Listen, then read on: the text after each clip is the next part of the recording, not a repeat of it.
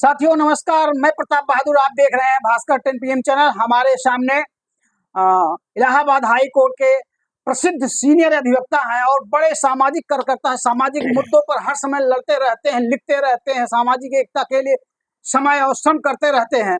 आज हम इनसे ढेर सारे सवालों का उत्तर समाज हित में चाहेंगे। सर, शिक्षा का क्या महत्व है? देखिए, शिक्षा का महत्व ये है, अगर एक लाइन में कहा जाए तो शिक्षा मनुष्य को मनुष्य बना देती है। इससे पहले अगर अशिक्षित व्यक्ति है तो उसको बहुत ज्यादा मनुष्य की श्रेणी में नहीं रखा जा सकता क्योंकि वो अपने अधिकार नहीं जानता, कानून नहीं जानता और कानून से देश चलता है। तो अगर वो शिक्षित नहीं है तो निश्चित रूप से वो उसका शोषण होता रहेगा। जी, बहुत अच्छा। विकसित देशों के संविधान की अच्छाइयों को लेकर डॉक्टर अंबेडकर ने भारतीय संविधान बनाया। यदि भारतीय संविधान न होता तो आप क्या कर रहे होते? देखिए, भारतीय संविधान न होता तो ये देश संभवतः मनुवादी व्यवस्था से चल रहा होता और जो भी जिस जात के लोग हैं उनको उसी जाति के कार्य दे दिए गए होते। जैसे मैं मौर्य समाज से हूँ तो कहा जाता कि आप सब्जी बेच रहे होते, यादवों से कहा जाता दूध बेच रहे होते और पालों से कहा जाता कि आप भेड़ चरा रहे होते। यानी जो मोची का काम है मोची करता और उनको जो अधिकार मिले हैं इस संविधान से वो अधिकार न होते और बिना अधिकार के शोषण बहुत हो रहा होता क्योंकि मनुवादी व्यवस्था में व्यक्ति का शोषण बहुत है। जी, ये सर जादू टोना, भूत प्रेत, मंत्र यज्ञ सत्य है या असत्य? असत्य है तो कैसे? यह पूरी तरह असत्य है। यह डर के का बाजारीकरण है। जब आदमी डरा होता है तो उसको बताया जाता है कि तुम्हारी इन समस्याओं का हम समाधान कर देंगे। ये भूत और जादू टोना का कभी इलाज नहीं हुआ और न ये सब चीजें होती है, लेकिन लोगों के डर का व्यापार होता है और उसका इलाज करने के नाम पे तो तमाम लोग ये सब पाखंड फैलाते हैं जिससे समाज गर्त की ओर जा रहा है। बहुत अच्छा सर। क्या कोई बाबा किसी का भविष्य बता सकता है या नहीं? सवाल ही नहीं। जो बाबा दूसरे का भविष्य बता रहा है वो पहले अपना भविष्य बता ले। यह पूरी तरह से भावनाओं का दुरुपयोग है और लोग इसी पे व्यापार करते हैं। अभी लास्ट में भी मैंने यही कहा कि लोगों की भावनाओं से खेल करके कि आपका भविष्य बताएंगे और आपका हित करेंगे, ऐसे ही गरीबी हटा दिया करें। बाबाओं में इतनी क्षमता है, बाबाओं में कोई क्षमता नहीं है। ये पूरी तरह से झूठ और पाखंड है और पैसा कमाने का माध्यम है। ठीक। या सर, ईश्वर है या नहीं? देखिए, यह अभी तक कोई स्पष्ट नहीं कर सका कि ईश्वर है कि नहीं, लेकिन मैं ईश्वर को नहीं मानता हूँ, मैं नास्तिक मानता हूँ और मेरा मानना है कि ईश्वर नहीं है, प्रकृति इसको चलाती है पूरी दुनिया को। हाँ, तो ये बता भी दीजिए फिर कि ये पृथ्वी कैसे चल रही है? पृथ्वी देखिए, बहुत सारे, ये पृथ्वी अकेला ग्रह नहीं, बहुत सारे ग्रह हैं और बहुत सारे ग्रहों पे ये पूरी तरह से विज्ञान पे आधारित व्यवस्था है। प्रकृति जहाँ पे मनुष्य नहीं है वहां पे भी चले और जो ईश्वर का दावा करते हैं अलग अलग देशों में अलग अलग ईश्वर है, वो दूसरे देशों में उनका कोई प्रभाव नहीं माना जाता।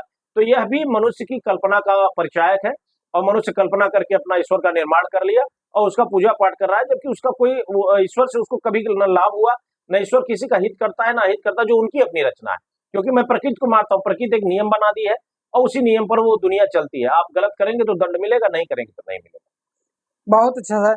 ये राजनैतिक परिवर्तन होता रहता है लेकिन सामाजिक परिवर्तन नहीं होता। अज्ञानता और अंधविश्वास बना रहता है, यह कैसे दूर होगा? देखिए, इसका एक ही माध्यम है कि मनुष्य खुद जागरूक हो, अध्ययन करे, कम से कम इतिहास का अध्ययन करे, समाज का अध्ययन करे और जागरूक हो और तार्किक बने।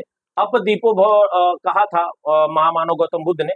आप तार्किक क्षमता का प्रयोग करिए, सामाजिक परिवर्तन होगा। राजनीतिक परिवर्तन होता रहता है, राजनीतिक परिवर्तन से भी सामाजिक परिवर्तन होता है, लेकिन उतना प्रभावी नहीं होता राजनीतिक परिवर्तन जितना जागरूकता से समाज बदल सकता है। जी, बहुत अच्छा। आज तक के टीवी चैनल जो है उसने दिखाया कि महाराष्ट्र में हर महीने 209 किसान खुदकुशी कर लेते हैं। इस वर्ष 1046 किसान खुदकुशी कर चुके हैं। हर महीने इतनी बड़ी संख्या में जो है व्यवसायिक खुदकुशी नहीं करता और हर समय मतलब प्राचीन काल से आज तक किसान ही खुदकुशी करता रहा है और व्यवसायी नहीं किया, क्यों? देखिए, किसान का दो कारण बताऊंगा। इसमें तो सरकारों की नीतियां भी मुख्य कारक है और दूसरा कारक अज्ञानता के कारण किसान हमेशा परंपरागत खेती करता है। मैं खुद किसान परिवार से हूँ और मेरा मानना है कि जहाँ पे ये परिस्थितियां हैं वहां पे किसान आधुनिक खेती करे, आर्थिक लाभ हो, क्योंकि किसानी हमेशा घाटे का सौदा होता है। लेकिन लोगों के मन में किसानी के प्रति प्रेम होता है, वो खेती करते हैं, प्रकृति के प्रभाव के कारण कई बार बहुत नुकसान हो जाता है, इसके कारण किसान आत्महत्या कर रहा है। इसके लिए सरकार की जिम्मेदारी है कि उसमें व्यवस्था करे और किसानों की आत्महत्या रोके। जी बहुत अच्छा। बहुत से व्यवसायी जो ठेला लगाते थे, चाय पकौड़ी लगाते थे, परचून की दुकान थी, मिठाई की दुकान थी, मात्र जलेबी की दुकान थी, ऐसे छोटे छोटे व्यवसायी प्रगति करके केवल 50 सालों में अरब खरबपति बन गए और यहाँ तक कि विधायक, सांसद, मंत्री, मिनिस्टर बन गए। लेकिन किसान ऐसा नहीं हुआ। किसान क्या करे कि जो समृद्धशाली बने? देखिए, मेरा अपना मानना है कि किसान इतना ज्यादा मेहनत करता है कि वो शाम को थक जाता है, उसकी तर्क क्षमता नहीं होती। सामान्यतः किसानों को अधिक कृषि के बारे में भी पढ़ना चाहिए और उन्हें तार्किक होना चाहिए।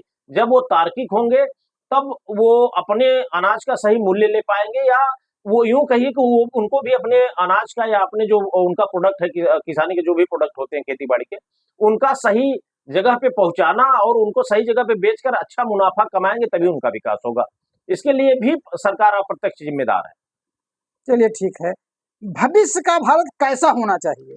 भविष्य का भारत डॉक्टर अंबेडकर के संविधान के अनुसार होना चाहिए, जहां सभी को समानता का अधिकार हो और सभी को समानता का अवसर मिले। लेकिन अभी तक ऐसा प्रतीत, आजादी के बाद भी ऐसा प्रतीत होता नहीं दिख रहा है, क्योंकि व्यवस्थाओं में जो लोग हैं वो संविधान को मानते तो हैं, लेकिन जानते तो हैं लेकिन मानते नहीं है। वो वर्ग विशेष कुछ लोगों के लिए काम करते हैं और एक बड़ा वर्ग जो पहले भी शोषित था आज भी शोषित है, और जब तक वो शोषित वर्ग विकसित नहीं होगा तब तक देश का विकास नहीं होगा।